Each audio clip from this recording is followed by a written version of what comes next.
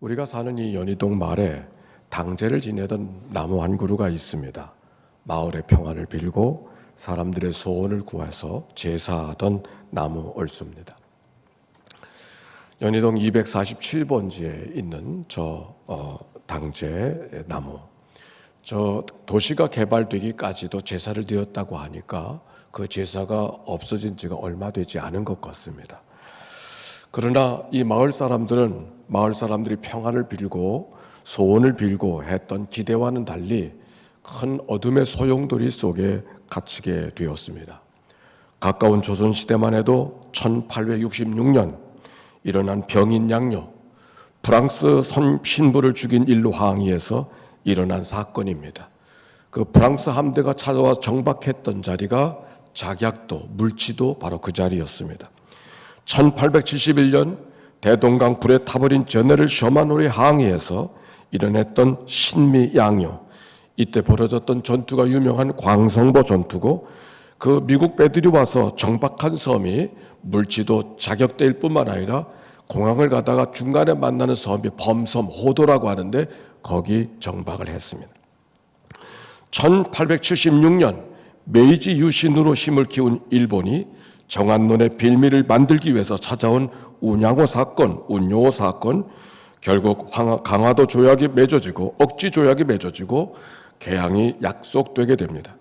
그때 일본 배가 들어와 정박한 자리가 지금 경서동 난지도 바로 그 앞에 갯골이 일본 배가 들어와서 큰 배가 정박했던 자리 옳습니다.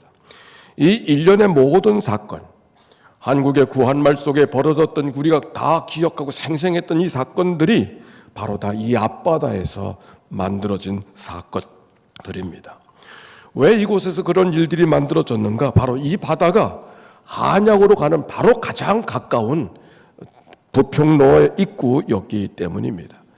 지금도 계산동으로 넘어가는 직매입곡의 경명형이라고 하는 곳에 1883년에 성이 하나 쌓여져 있었는데 그 성이 이름하여 중심성이라고 말합니다. 무리중자, 마음심자, 온 주민들이 마음을 다해서 쌓았다고 하는 이야기 옳습니다.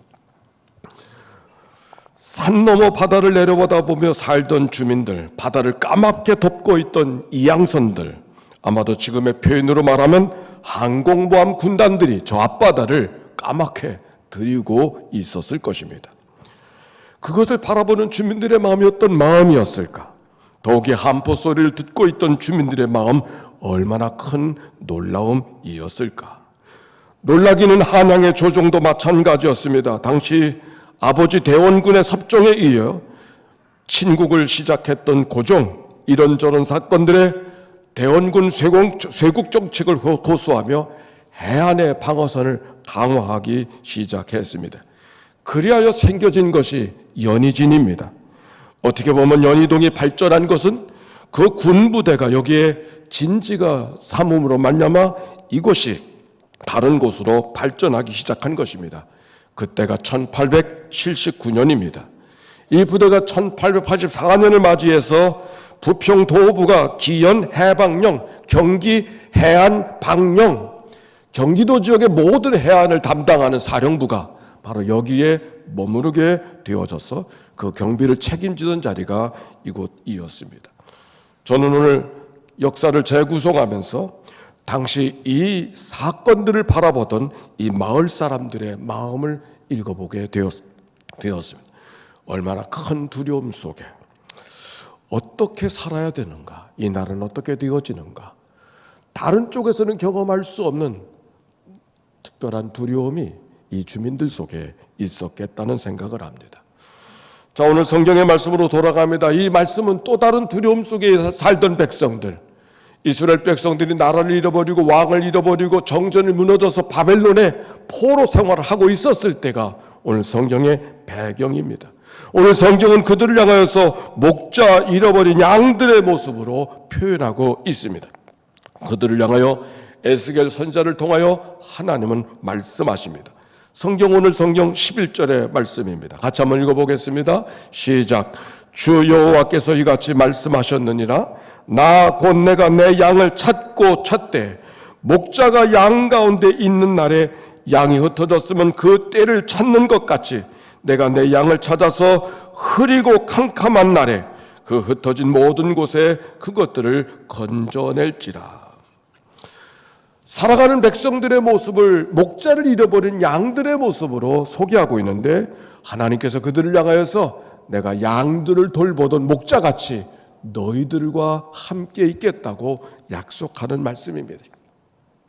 그 백성들을 향해 약속해 주셨던 그 하나님의 마음이 어떤 마음일까를 오늘 성경을 통하여 찾아봅니다. 첫째, 양들을 찾으시는 하나님이십니다. 오늘 성경이 이렇게 반복했습니다. 양을 찾고 찾으시는 목자로서의 하나님. 유대에서의 목자와 양의 관계는 우리가 생각한 그 이상의 남다른 의미가 있습니다. 유대인에게 양은 우리들의 생활 속에 강아지같이 주인의 움막에 함께 머무는 동물이었습니다. 양을 잃어버린다고 하는 것은 그저 집안의 개돼지를 잃어버린 게 아닙니다. 한 가족을 잃어버린 것 같은 그런 문화 옳습니다. 그런 문화에서 잃어버린 양을 생각하는 목자의 마음이 어떤 마음일까? 오늘 성경이 이렇게 말하고 있습니다. 내가 내 양을 찾고 찾되 어떻게 하든지 찾아내고야 말겠다는 의지가 가득한 말씀이 이 말씀 속에 있습니다.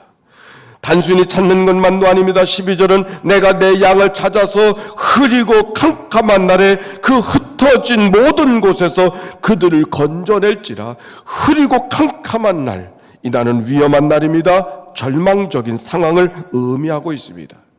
한 계곡에 여름에 비가 오기 시작하면 즉시 계곡에 물이 차서 사람이 오고 갈 수 없게 되어진 그 위험한, 그러나 그 위험한 순간에도 마다하지 않고 내 양을 찾고야 말겠다는 목자의 의지가 오늘 말씀 속에 담겨 있습니다.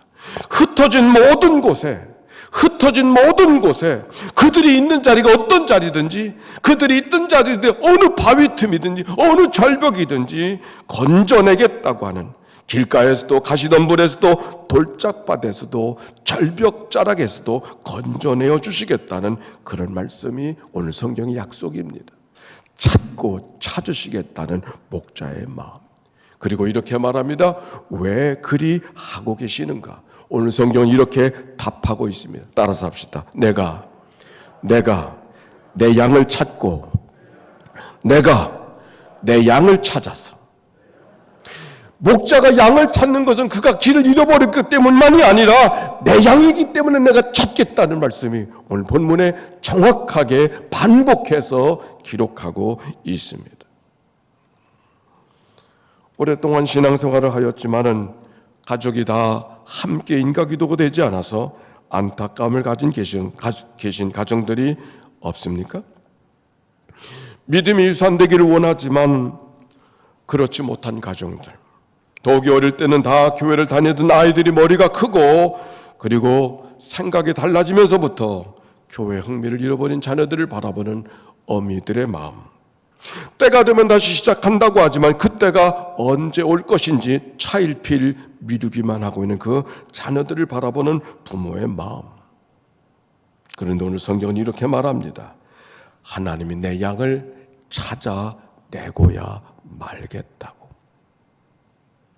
하나님이 하나님의 자녀를 찾고 찾으실 것이라고 하는, 내가 내 자녀를 생각하는 것보다 내 자녀를 더 깊이 생각하시는 하나님 마음, 그 목자의 마음이 오늘 성경 속에 가득 담겨 있는 것을 우리가 발견할 수 있지 않는가요?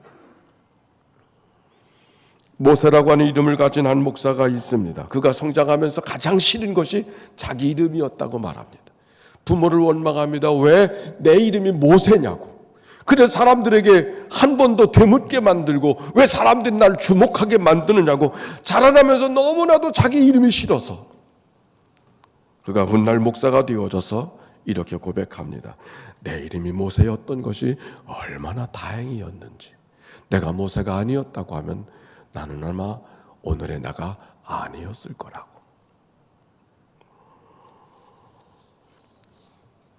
찾으시는 하나님이 오늘도 여러분의 가정 한 사람 한 사람의 사랑하는 자녀들을 내가 사랑하는 거, 내가 안타까워하는 것보다 더 간절함으로 찾아내실 줄로 믿습니다.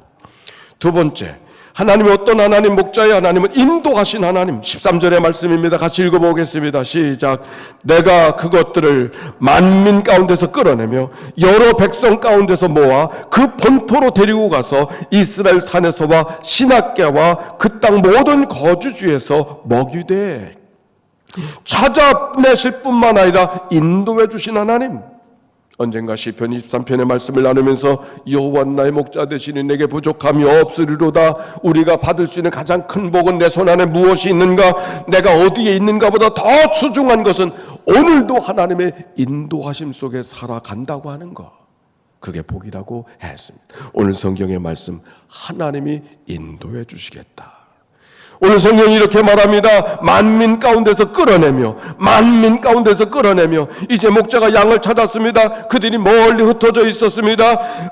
바빌론에만 흩어져 있는 것이 아니라 애굽에 흩어진 백성들도 있습니다. 시리아에 흩어진 백성들도 있습니다. 그래서 찾아가 만나서 이제 가자고 하니까 뜻밖에도 안 가겠다는 거예요.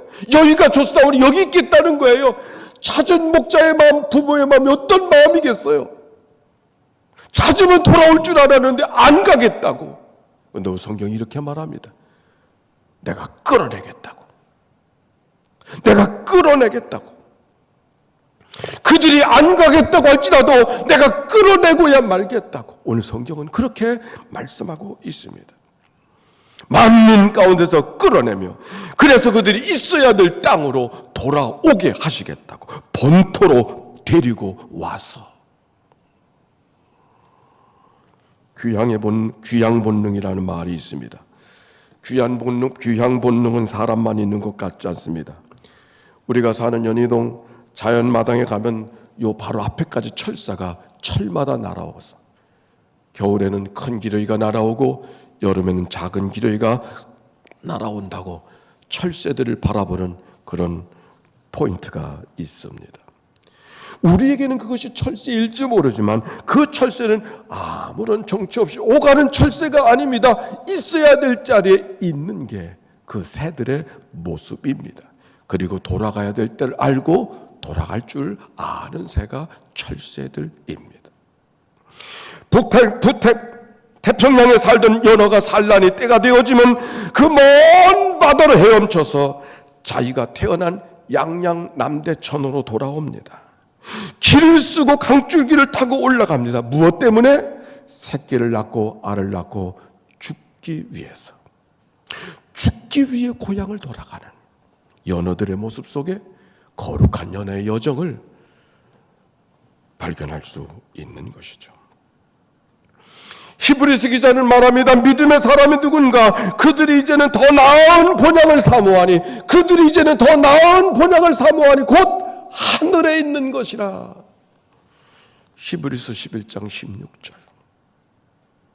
그래서 요한의 셀레 목사님을 믿는 자들은 다 하늘 가는 사람들이라고 그렇게 말했습니다. 하늘에서 왔기에 하늘로 돌아가는 사람. 나 하늘로 돌아가리라. 새벽빛 와 닿으면 쓰러지는 이슬 더불어 손에 손을 잡고 나 하늘로 돌아가리라.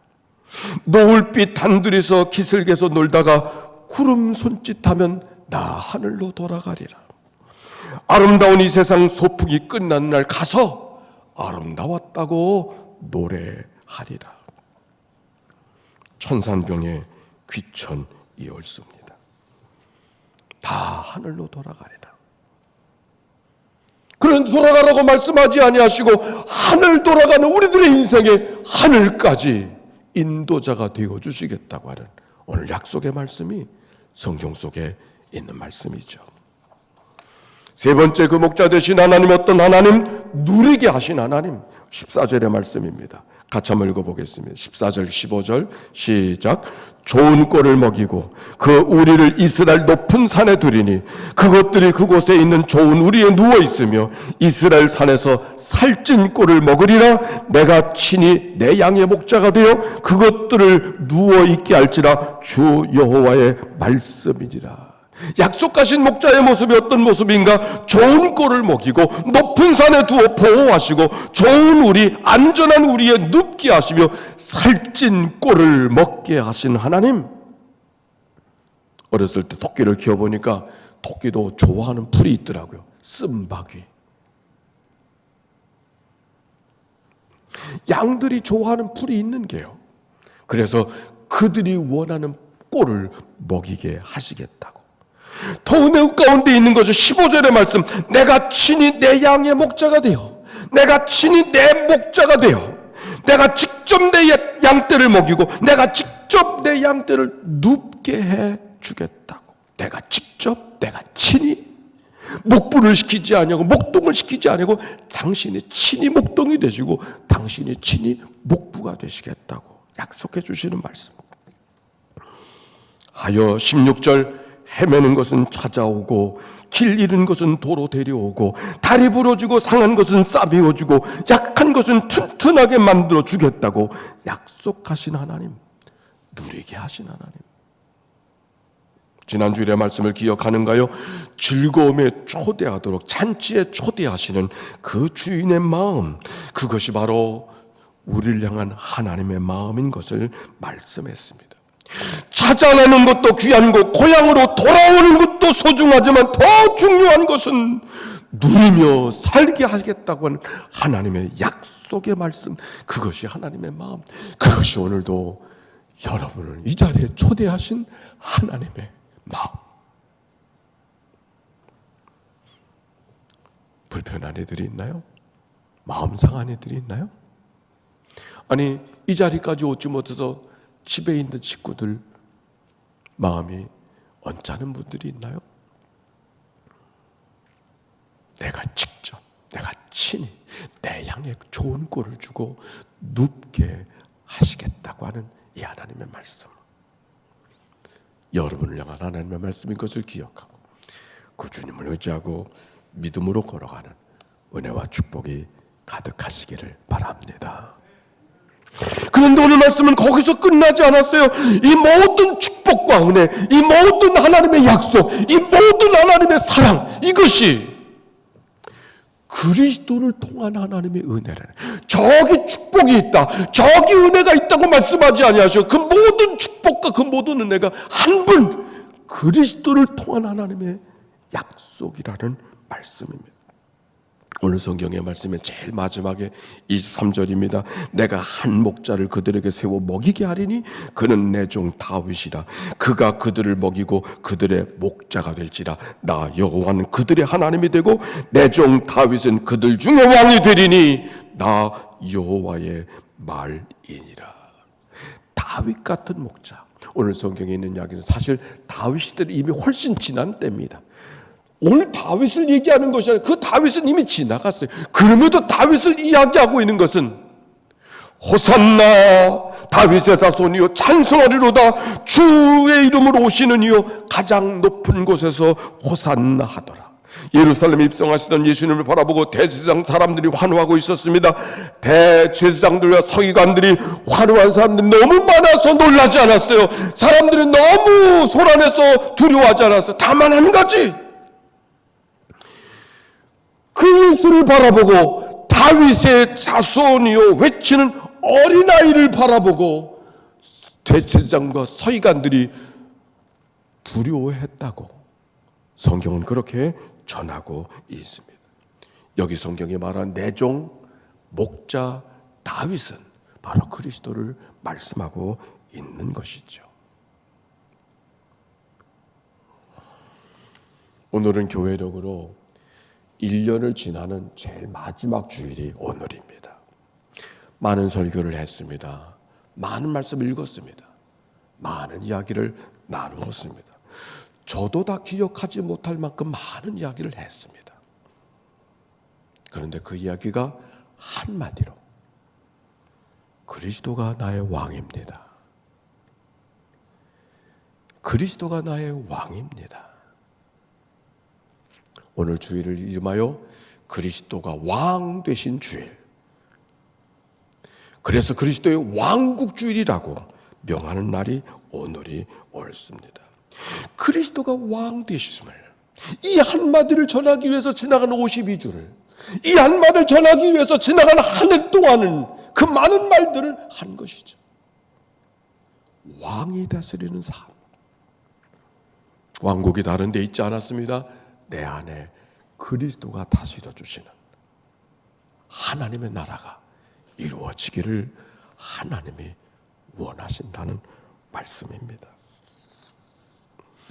성경은 분명 그리스도가 왕이라고 이야기했지만 그리스도가 왕이 된다고 하는 말씀만을 이야기하는 것입니다. 아닙니다. 그는 세상의 왕일 뿐만 아니라 나의 왕, 나의 주, 나의 그리스도, 나의 목자. 오늘 성경이 그것을 전하고 싶은 것이죠. 예수님이 베드로에게 말했습니다. 사람들이 나를 누구라고 이야기하느냐? 모세라고 이야기합니다. 선지자라고 이야기합니다.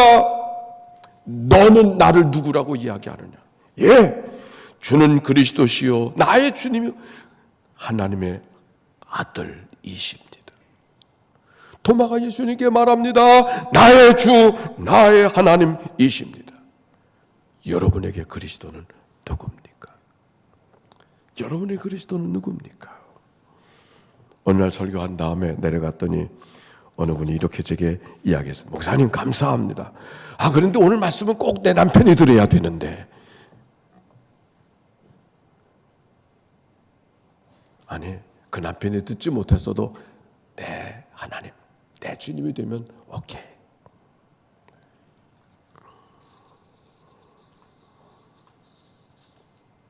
왕이 되신 주님, 내 가운데 많은 문제가 있지만 어떤 문제라도 다스려 주시는 분이 내 왕 되신 그분이신 줄로 믿습니다. 지난주간 어느 분하고 문자를 주일날 잘 뵈지를 못해서 제가 문자를 전했습니다. 그랬더니 그가 이렇게 말했습니다. 목사님, 죄송해요. 좀 쉬고 싶어요. 그래서 오늘 아침에도 문자 그분이 생각나더라고요. 그래서 제가 이렇게 말했습니다. 왕 되신 주님이 주일의 쉼이 당신에게도 임하게 되기를 바랍니다. 교회를 오고 안 하고는 두 번째 문제. 그리스도가 나의 주가 됐을 때 그가 있는 자리에 참된 쉼을, 집에 있는다고 쉬는 게 아니라 어디에 있다고 쉬는 것이 아니라 그리스도가 왕 되신 사람들만 참된 쉼을 얻을 수 있을 것입니다. 오늘도 예배당에 차마 나오지 못하고 병원에 누워있는 식구들이 있습니다. 갑작스럽게 병원에 누워있는 이들이 어른거립니다. 병원도 우리를 쉼을 못 줍니다. 그리스도가 왕 되실 때 그들이 있는 침상에 참된 쉼을 주실 줄로 믿습니다. 마을 사람들 제사하던 당나무 밑에서 태어나 자란 사람이 있었습니다. 상산 김씨, 김유나 어르신. 1846년생이니 그가 대포 소리를 처음 들었을 때 18살이었습니다. 세상이 심상치 않게 돌아가고 있음을 예감한 그가 그때 무슨 생각을 하였을까? 누구보다 활쏘기를 즐겨하던 그는 무관의 꿈을 키웠을지 모릅니다. 하여 사람들은 그를 한량이라고 말하고 있었습니다. 그가 늦은 나이에 철종의 사위 박용효의 처남이 되었다고 하는 것은 단순히 연희동에서 농사 짓고 살던 사람만은 아니었을 것을 예상하게 되어집니다. 그가 미국으로 이민 갈 때만 하더라도 자기 아들을 데리고 갈 뿐만 아니라 박용효의 자기의 처남, 박용효의 조카를 데리고 갔다고 하는 것은 그 가족들과 아주 친밀하게 살았던 사람이었던 것을 알게 하는 것입니다. 그가 한때는 동학동 민운동에 참가합니다. 저 아시아드 경기장 아래가 능안이라고 칭하는데 능안의 움막이 동학운동의 아지트였었습니다. 동학이 이 민족을 살리는 희망이 아닌가 여겼기 때문일 거라고 생각합니다. 우리가 아는 대로 그가 살았던 구한말은 역사의 가장 어두운 때가 바로 그때였습니다. 박용효의 친족으로 살던 그는 결코 세상 돌아가는 일을 모르지 않았을 것입니다. 역사를 바라보면 세상에 참으로 있을 수 없는 사건이 1894년 을미사변입니다. 어떻게 궁안의 왕의 부인을 다른 나라 군인이 와서 죽일 수가 있단 말입니까? 청나라와 일본 사이 어둠의 터널에 갇혀있던 그 시대, 고종의 아관 파천, 어떻게 한 나라의 왕이 다른 나라의 공간으로 위협을 무릅쓰고 도망을 갈 수 있었을까? 그 당시 이 나라 형편이 그러했었습니다. 그 시대를 살아가던 사람들, 아마도 하늘을 보며 한탄하고 땅을 치며 한숨 쉬던 날들 생각할 줄 알았던 사람들은 아마도 그렇게 살았을 것입니다. 세상 어디에도 희망을 찾아볼 수 없는 하루하루를 살던 그때, 그러던 어느 날 그는 저 재물부 해관에 가서 일을 하게 되는데, 해관에 일할 때 그의 마음과 눈길을 끌었던 것은 해관을 오고 갈 때마다 아침 저녁으로 바라볼 수밖에 없었던 용동마루턱의 내리교회였습니다. 해관길을 오고 가면서 매일 아침 저녁을 바라보는 내리교회, 어느 날 그의 발걸음은 그 교회에 이르게 되어졌고, 그리고 그가 그곳에서 세례를 받습니다. 1901년 담임 목사 존스, 한국 이름 조원시 선교사. 그가 만난 담임 목사 조원시를 통해서 그는 두 가지의 꿈을 꾸기 시작했습니다. 하나는 하나밖에 없는 내 아들을 미국에 가서 공부시켜야 되겠구나. 또 하나는 내가 사는 고향 마을에 교회를 세워야 되겠다. 해관을 청산하고 고향으로 돌아온 다음 이곳에서 개를 건너 내리교회까지 130리길을 예배하러 다녔으니 그 정성은 빗길에 예배 오는 정도가 아니었을 것입니다. 아버지 손친을 따라서 이곳저곳 교회를 다니고 있었고, 여기 머물러 있을 때마다도 제 본가는 개 건너 도화동이었었기 때문에 여름마다 방학이면 찾아가서 그 여름마다 저 앞에 갯골이 바로 제 어릴 때의 놀이터입니다. 인천 교자리에 나룻배들이 오고 가는 모습이 아직도 제 기억 속에 있어서 김윤아 어르신이 걸어갔던 그 나루턱이 어느 자리인 것을 제가 기억할 수 있습니다. 그리고 기회를 다하여 이웃들에게 복음을 전하다가 이 마을에 또 하나의 토박이 가문 연안 이씨의 이선상 어르신을 전도하게 되어졌고, 그리고 또 한 사람 강치준 어르신을 전도하게 되어집니다. 세상 어디에도 소망을 발견할 수 없었던 그들이 예수에게 희망이 있음을 발견하고 함께 마음을 투합해서 예수를 희망으로 살아가는 마을로 살기를 꿈꾸던 사람들이 그들이었을 것입니다. 그 후 김윤아 어르신은 아들 때문에 하와이로 잠시 떠나지만 이 마을에 함께 예수 믿는 이들을 위해서 기도처를 시작하게 되어졌고, 그것이 바로 연희교회의 시작이었습니다. 1905년 이 나라가 강제로 일본과 을사보호조약을 맺던 어둠의 깊은 그 한복판에 이 교회의 깃발이 꽂혀진 것입니다. 목자 잃어버린 양들처럼 어디에도 희망을 찾아볼 수 없었을 때 예수가 희망임을 알고 고향 사람들을 위해서 십자가에 깃발을 꽂았던 바로 이 자리예요. 그리고 그것을 자랑했던 자리, 그 신앙의 전통을 이어가는 교회가 우리가 섬기는 우리들의 교회라고 하는 사실. 제가 기억합니다. 1899년생이시던 제 조부님, 내리교회를 다니셨습니다. 할아버지는 어떻게 교회를 다니시게 됐어요? 그랬더니 그가 하신 말씀, 시대가 교회밖에는 갈 데가 없었어. 어디에 희망을 발견할 수가 없었어. 교회밖에는 갈 데가 없었어. 교회가 희망이었고 선교사들이 희망이었던 그 시절, 우리들의 선조들이 살아갔던 삶의 시절이었습니다. 당회를 앞둔 전주일 오늘 이 말씀을 나누는 것은 그들의 가슴을 뜨겁게 했던 우리의 선조들의 그리스도가 오늘도 여전히 우리들의 마음을 뜨겁게 하고 있느냐고 되묻고 싶었던 것입니다. 예수가 희망인 것을 생각하고 고향에 예배당을 시작했던 그들의 뜨거운 가슴이 여전히 우리의 가슴 속에도 남아있느냐고 묻는 겁니다. 에베소 교회 복음을 전하며 뜨거운 마음을 전하던 바울의 편지로 오늘의 말씀을 정리합니다. 에베소서 우리 주 예수 그리스도의 하나님이신 영광의 아버지께서 지혜와 계시의 영을 여러분에게 주셔서 하나님을 알게 하시고 여러분의 마음의 눈을 밝혀주셔서 하나님의 부르심 속에 속한 소망이 무엇이며 성도들에게 베푸신 하나님의 영광스러운 상속이 얼마나 풍성한지를 여러분이 알게 되기를 바랍니다. 또한 믿는 사람들은 우리에게 강한 힘으로 활동하시는 하나님의 능력이 얼마나 엄청나게 큰지를 알게 되기를 바랍니다.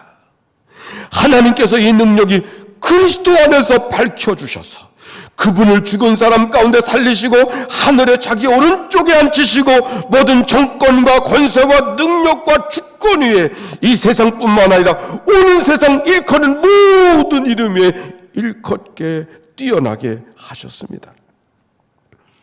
하나님께서 만물을 그리스도의 발 아래 굴복시키고 그분을 만물 위에 교회의 머리로 삼으셨습니다. 교회는 그리스도의 몸이요 만물 안에 만물을 충만케 하시는 충만함입니다. 온 세상을 충만하게 하시는 하나님의 거룩한 은혜가 우리의 모양과 우리의 마음의 각양일지라도 하나님의 은혜로 다 다스려 주시는 놀라운 축복이 모두에게 임하게 되시기를 주의 이름으로 축원합니다.